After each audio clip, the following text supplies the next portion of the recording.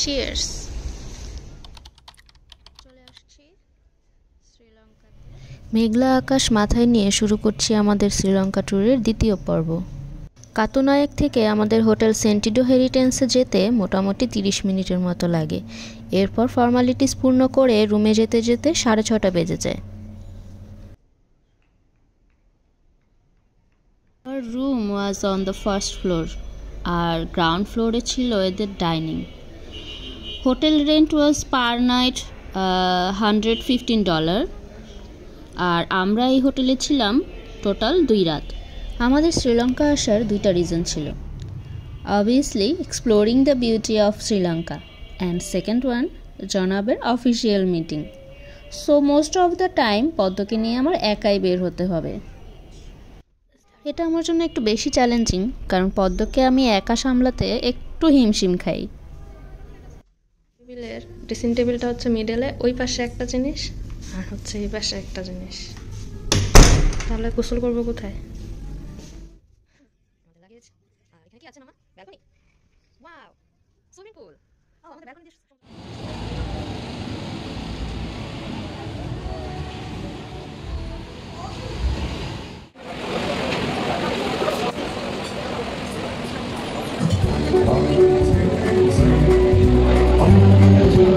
হালকা ফ্রেশ হয়ে ছুটি কিছু খেতে ভীষণ ক্ষুধা লেগেছিল, কিন্তু বাইরে বের হয়েই দেখি বৃষ্টি।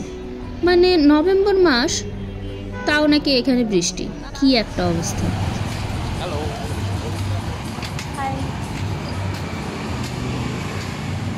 আমি ডিনার শেষ করলাম হচ্ছে আমরা টরো থেকে। এটা হচ্ছে ওয়ান কাইন্ড অফ পাম্প। আমরা অর্ডার করেছিলাম লার্জ সাইজের একটা সি ফুড পিৎজা। আমাদের আসলে চিন্তার বাইরে ছিল যেটা এত বড় দিবে, অ্যান্ড এটা বাংলাদেশি টাকায় পড়েছে মাত্র 1300 টাকা। আমরা বাবুর জন্য যে স্যান্ডউইচটা অর্ডার করেছিলাম সেটা আমরা ভেবেছিলাম যে একটা মেবি দিবে, বাট সেখানে ছিল 4টা সাব স্যান্ডউইচ ছিল। আমরা আগে যদি মানে জিজ্ঞেস করে নিতাম তাহলে ভালো ছিল। তো 4টা সাব স্যান্ডউইচের দাম বাংলাদেশি টাকায় পড়েছে মাত্র 650 টাকা। তো 4টা স্যান্ডউইচ শেষ করে এরপরে পিৎজা শেষ করতে পারিনি, আর আমাদের জন্য টু মাছ হয়ে গেছিলো। ওগুলো আমরা টেকওয়েতে নিয়ে নিয়েছি। আর আমি এখন হোটেলে চলে বিভিন্ন কালারফুল লাইট লাগাইছে। আর এটা হচ্ছে একটা রেস্টুরেন্ট, এখন মেবি ক্লোজ। এটার নাম হচ্ছে বানিয়ান। এখানে অনেক বড় একটা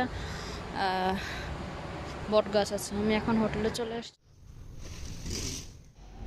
সুভা ওদাইসেনাক নিগম্বতে আমাদের প্রথম সকাল, আর আমি একদম মুগ্ধ হয়ে গেছি এর সৌন্দর্য দেখে।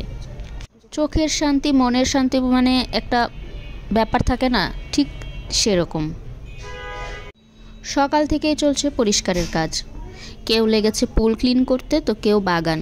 একটা পাতা পড়লেই সেটা কিছুক্ষণ পর আর দেখা যাচ্ছে না। এখানের কাঠগোলাপগুলো বেশ বড় বড়। সারা রাত বৃষ্টি হওয়ার পরে সকালেও বৃষ্টি। আমরা এখন যাচ্ছি ব্রেকফাস্ট।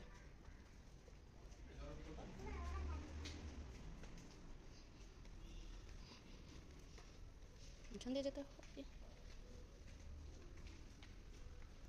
নিচেটা হয়নি।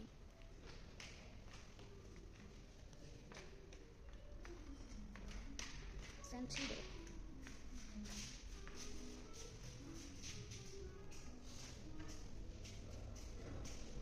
Traditional hopper. ব্রেকফাস্টে অনেক খাবার ছিল, বাট আমাদের আসলে একটু প্রবলেম হচ্ছিল খেতে। লাইক মোস্ট অফ দ্য খাবারই স্পাইসি ছিল। স্পেশালি পদ্মর ভীষণ কষ্ট হচ্ছিল খেতে। সেদ্ধ ডিম, ওটস, নুডলস এসব খাবারের মাঝেই ওকে রাখতে হয়েছে। সমুদ্র সমুদ্র দেখতে দেখতে এখানে ব্রেকফাস্ট করেছি। ও ও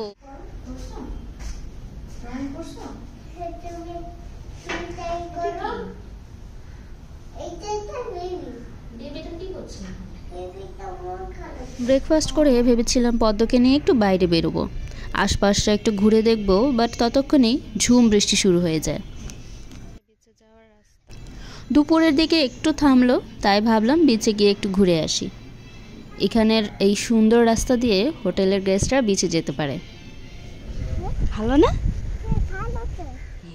পুরো দেশটাই সমুদ্রে ঘেরা হলেও যে কেউ যেখানে ইচ্ছে সেখানেই নামতে পারে না। আর শুধু হোটেলই না, বিচ থেকে শুরু করে রাস্তা সব জায়গায় ভীষণ পরিষ্কার। বিচে যাওয়ার কিছুক্ষণ পরই আবার বৃষ্টি হয়, অগত্যা রুমে ফেরত আসতে হয়। পদ্ম না থাকলে হয়তো আর একটু বের হতাম।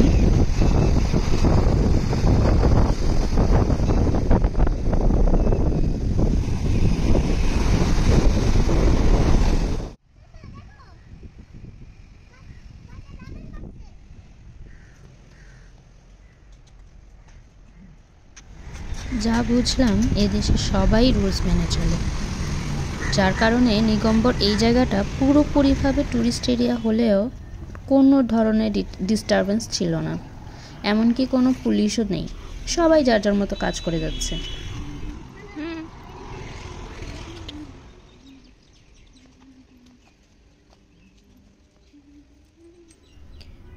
এই সুভিনির শপ থেকে আমি কিছু ম্যাগনেট কিনি গিফট পারপাসে, আর প্রতিটা পড়েছিল 200 রুপি করে।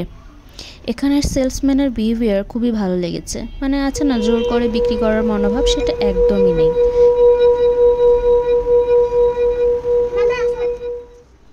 ভাইটা আমাকে তাদের ট্রেডিশনাল মাস্কগুলোর মিনিং এক্সপ্লেন করছিল ভীষণ সুন্দরভাবে। আর যারা গিফট নিতে চান তারা নিগম্ব থেকে নিতে পারেন, অন্য জায়গায় দাম একটু বেশি লেগেছে। এরপর আমরা আবার বিচে যাই, আর এখানে আমরা বেশ কিছুক্ষণ সময় বসি। বৃষ্টি ছিল না তখন, তবে বেশ বাতাস ছিল।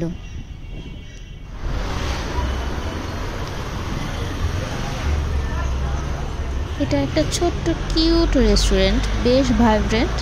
আর এখানে আমরা 1 কাপ চা খাই, দাম পড়েছিল 400 রুপি।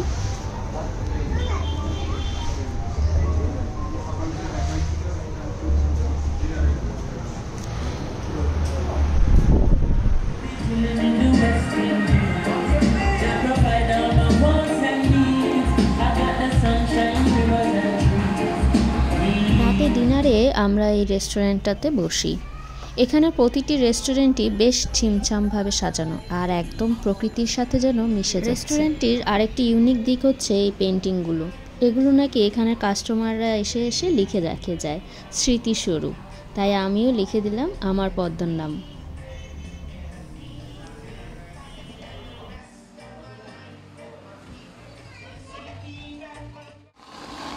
আমাদের হোটেলে রুমের মধ্যে 2টা ছাতা ছিল, বিশাল বড় সাইজের, অ্যান্ড এত বড় ছাতা না হইলে আসলে হইতো না। এখানে নাকি 2টা রেইনি সিজন, এটা হচ্ছে 2nd সিজন চলে, এরপরে উইন্টার আসবে এখানে। আজ 3rd ডে, আর আজও আমরা নিগম্ব এক্সপ্লোর করতে পারিনি ডিউ টু হেভি রেইন। ও এই রোপটা দিছে ওদের জন্য। এখানে একটা ইউনিক জিনিস, সেটা হচ্ছে আমরা যেরকম খেজুর গাছ থেকে রস কাটি, ওরা হচ্ছে ডাব গাছ থেকে রস কাটতেছে। ওখানে একটা হাঁড়ি বসালো, এখন আবার আরেকটাতে আসছে, এবং একটা থেকে একটাতে যাতে বারবার না উঠতে হয়, এজন্য ওরা এখানে রোপ, প্রতিটা গাছের সাথে রোপ দেওয়া আছে। আমি সকাল থেকে সেটাই ভাবতেছিলাম যে কেন রোপ দেওয়া আছে এখানে।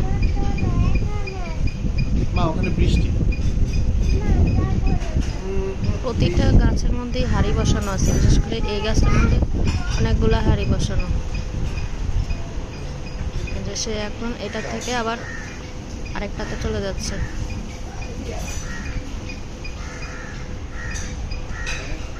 ওখান থেকে আবার আরেকটাতে চলে যাবে।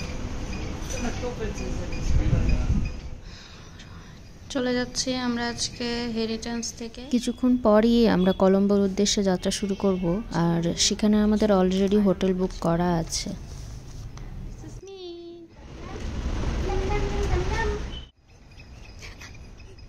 সোজা চলে যাবে।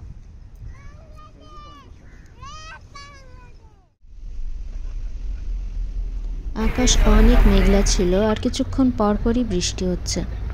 যখন আমরা নিগম্ব থেকে বের হই তখন শুরু হয় রীতিমতো ঝড়। সামনে কি আছে কিচ্ছুই দেখা যাচ্ছিল না কিছু কিছু জায়গায়, আর এভাবেই মন খারাপ নিয়ে আমাদের নিগম্ব ছাড়তে হয়েছে।